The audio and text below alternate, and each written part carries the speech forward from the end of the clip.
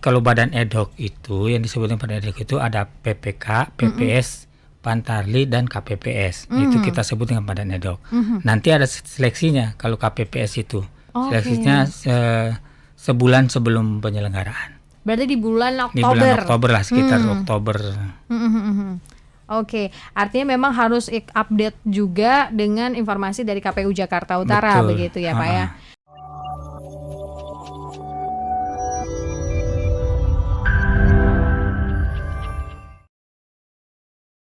Kalau bicara ternyata Pak Abdul ini berangkap selain jadi ketua tapi juga jadi kepala divisi keuangan umum logistik. Nah, kita ngomongin kalau masalah keuangan dan logistik itu sebenarnya kebutuhan pilkada dibandingkan pileg kemarin apa aja sih Pak? Apakah ada perbedaannya atau lebih sedikit pilkada atau lebih banyak pileg, seperti apa Pak Abdul?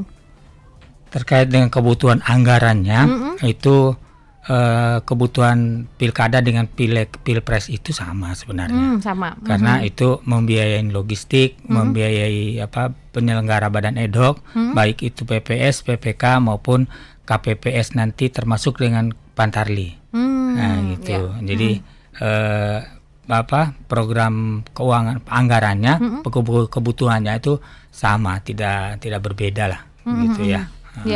Nah tadi kalau misalnya ngomongin logistik karena TPS-nya berkurang, artinya untuk pengiriman itu lebih singkat lagi ya Pak ya? Ya, lebih singkat. Nah kebetulan Jakarta Utara juga letak geografisnya dia tidak terlalu sulit, maka jarak tempuhnya juga terjangkau lah, gitu. Nggak terlalu sulit seperti kalau di teman-teman di Pulau Seribu kan lebih menantang gitu, karena dia harus melewati nyebrang kan gitu.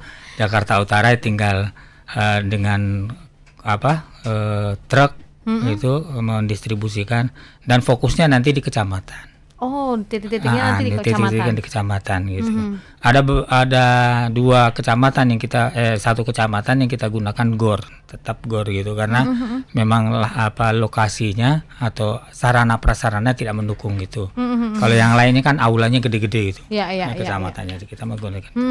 Nah ini Pak boleh cerita dulu nih, untuk tadi kan anggarannya untuk Pantarli, badan ad hoc. Nah ini tahapan pemilihan badan ad hoc dan Pantarli kan sudah berlangsung nih Pak.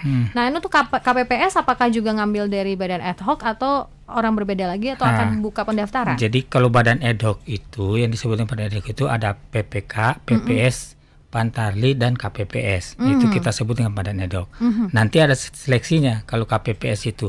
Seleksinya sebulan sebelum penyelenggaraan. Berarti di bulan Oktober. Di bulan Oktober lah, sekitar Oktober.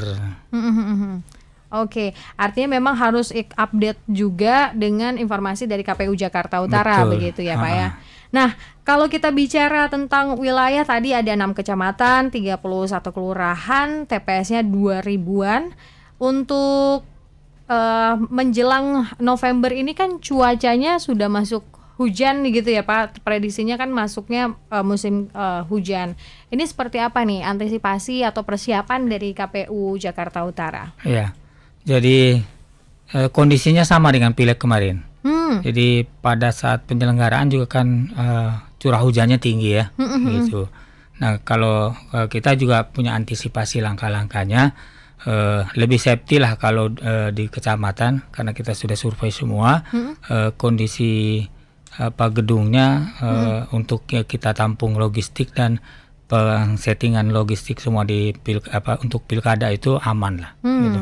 Apalagi pengiriman kita juga kita menggunakan truk box, jadi terlindungi. Jadi semuanya sudah dipersiapkan sedemikian rupa begitu ya. Mudah-mudahan sukses lah, lancar jalanannya. Mudah-mudahan sukses, pastinya sukses. Yang pastinya juga kalau kesuksesan ini kan nggak hanya kerjanya KPU aja nih Pak. Betul. Nah dalam beberapa bulan, Juli, Agustus, September, Oktober, 5 bulan nih untuk mempersiapkan pesta demokrasi di daerah Jakarta. Ini kolaborasinya sama siapa aja nih Pak KPU Jakarta Utara? Tentunya kita kerjasama dengan tokoh masyarakat, organisasi masyarakat, baik itu kepemudaan maupun organisasi keagamaan. Tidak lupa dengan pihak Pemda, Pemda untuk memfasilitasi kita gitu. Jadi membangun kerjasama itu beberapa pihak tadi itu supaya menciptakan suasana pemilu kada itu lebih aman, aman di seluruh wilayah, gitu. Jadi kolaborasi TNI Polri juga TNI Polri mengamankan pengamanan dan juga melibatkan unsur dari kelurahan, kecamatan yang Iya, pastinya Pak betul. ya.